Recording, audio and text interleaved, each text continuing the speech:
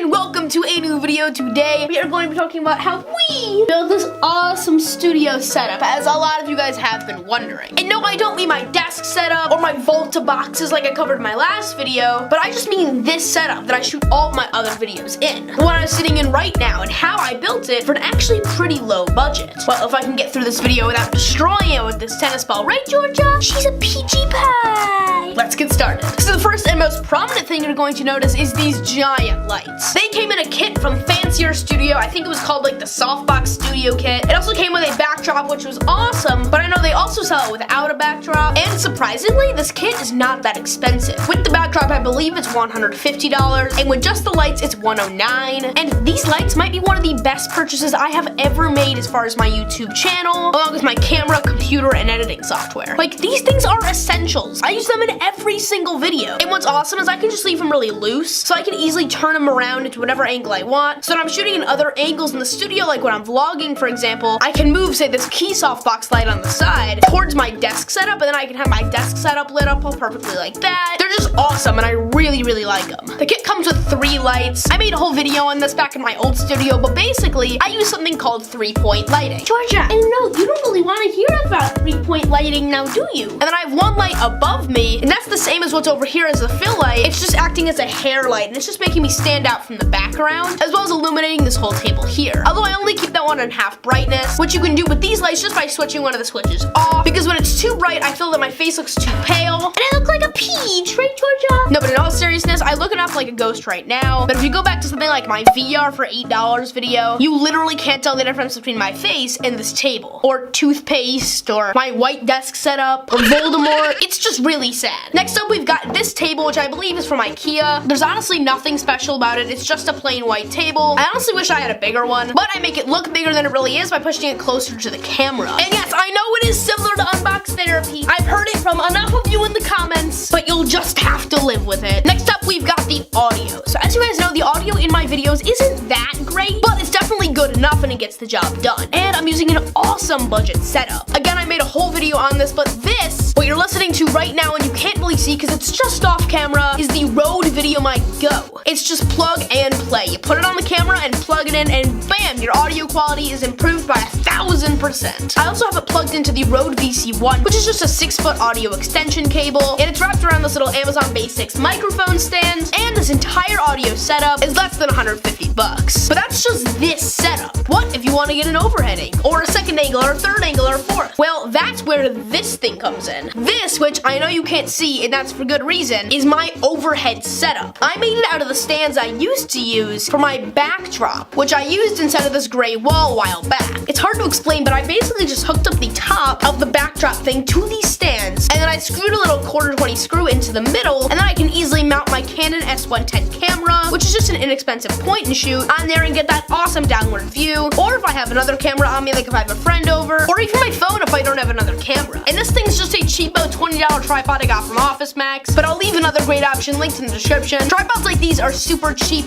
and if you use a little bit of electronic stabilization, you can get some awesome pan and tilt shots for your B-roll. And for a stupid cheap price too. The final thing we need to talk about is my camera. As if you guys don't already know this, Georgia speeches, you know what my camera is. You tell them. This is the Canon Rebel T5i, and when I did that with the ball, Georgia immediately was like, oh! And for my lenses, if I haven't covered this enough, I use the Canon EFS STM 10 to 18 millimeter IS lens, and the AF portion does not stand for as. It actually stands for autofocus, despite popular belief. Alright guys, that is pretty much it for this video. If you did enjoy it, make sure to leave a like. Also, Peachy down below if you want to be a peach. She's a Georgia peach. This is the Ultimate Studio Setup 2017. This is the gear I use, and this is really what I plan to continue to use into 2018. Don't forget to like and subscribe. I already said that. Alright, we'll see you next time. Big shout outs to Big Blue 2K for being the first person on a couple videos ago, and I just totally forgot. Go subscribe to him. Alright, I'll see you guys next time. I'm Jack. Peace